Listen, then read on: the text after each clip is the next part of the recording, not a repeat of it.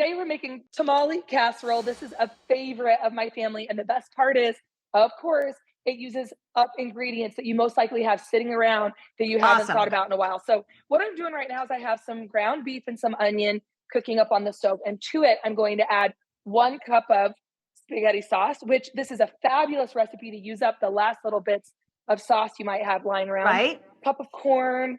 We've got a can of kidney beans and black beans, all really good, Nice. filling, So hearty this is ingredients that you have. really filled with protein and good Oh, yeah. nutrition. We've got taco seasoning, salt. And then what you do is you just stir all that together. We're going to add some water. And my trick is I like to add the water. I like to add it to the jar of sauce. So I get every Yes. drop of, Woo! every drop of sauce. What we're going to do is actually let that simmer for 15 minutes, but bada bing, bada boom, magic of TV. We don't have time for that, though I would love to sit and chat with you all day. But Nice. here is one that has been simmering. Looks really good, kind of thick. It's cooked down a little bit. And let me just turn off that, guys. To it, we're going to add my favorite food group, cheese, period. My favorite food group. Yeah. So let that stir up and get all nice. Meanwhile, while that's melting, we're just going to pull this cute little saucepan over here. And I've already pre-measured, but it just has water and butter in it and some salt. See how it's kind of boiling? We're going to add some cornmeal to it, which I don't know about you, but I use cornmeal. I love it. Yeah, I made it. I just made it last night. Yeah, I love it. Cornbread. There's so many things. And a lot of people have a half box of cornmeal in their pantry they've forgotten about. So let's use it up. You let it stir and it'll get thick pretty quickly. So you want to stir it, keep stirring so it doesn't burn. We're going to let that sit for a second. And then all you do, this is it. You add this to your dish of choice, an 8x8 pan, or I'm going to show you a little trick here in a second with my finished version.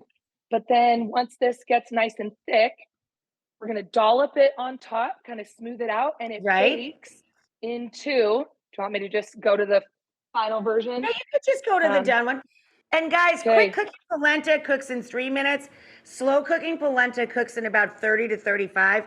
And never waste a drop. It's delicious, it's nutritious, it's sweet and lovely. I think you should make a clothing line called Never Waste a Drop. And look at this. Yummy, tasty. I don't know which camera to cut to, but I wish you could smell this. Have you worked on that smell-o-vision yet? I really wish you would get on that. I know, right? I keep really trying for the smell-o-vision.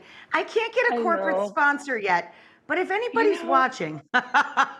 Yeah, seriously. Will you reach out to Rachael's team, that. Please? It's delicious. Oh, and you can I bet the family just loves that. How Absolutely. Great. And then, of course, top with sour cream. But I wanted to show you on this pan, I used a disposable baking pan on purpose because this meal is a fabulous freezer meal. If you're going to cook anyway, double it. Wow. Freeze one of them before you bake it. Freeze one or just cook it in something like this and make an extra to take to a neighbor or a friend who's in need of a little love. Because is this not love on a plate? Congratulations on your book. And the Shelf Cooking 101 ideas are exactly the way we grew up in our family.